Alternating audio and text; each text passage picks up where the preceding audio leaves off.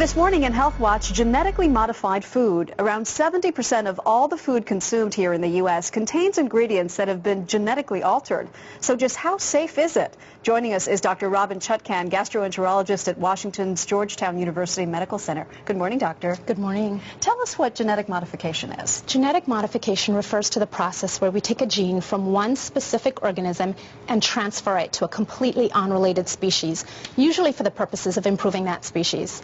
And using genetically modified food has been allowed for human consumption here in this country for quite a while now, and I was surprised to find that long-term safety studies are not even required. So what does that say about the safety of this food? That's correct. Well, the safety of genetic modification has really neither been proven nor disproven, and the technology's been around for a little over a decade, about 12 years.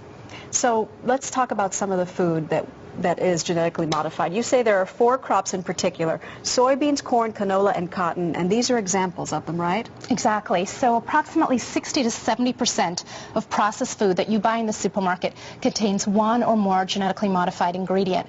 The more processed a food is, the more likely it is to contain a genetically modified ingredient. So for example, muffins, pies, waffles, chips, pretzels, all this delicious food that we're not supposed to be eating, very likely to contain one or more genetically modified ingredient. How do we know? Do we just look at the label? We don't know. There's no federal regulation requiring labeling for genetically modified foods, so we don't know. But in general, the more processed a food is, if it's in a package with a long list of ingredients, the more likely it is to contain a genetically modified ingredient. So quickly, what should somebody do if they want to reduce the intake of genetically modified foods? You do what I tell my patients to do all the time. You eat outside the box. Literally. Literally. You eat locally produced, organic, seasonal produce, fresh fruit and vegetables that doesn't have a long laundry list of ingredients where the only ingredient is the actual food that you're eating. Imagine that. Dr. Robin Chutkan, thank you so much. Thanks for having me. Appreciate it. You're watching The Early Show.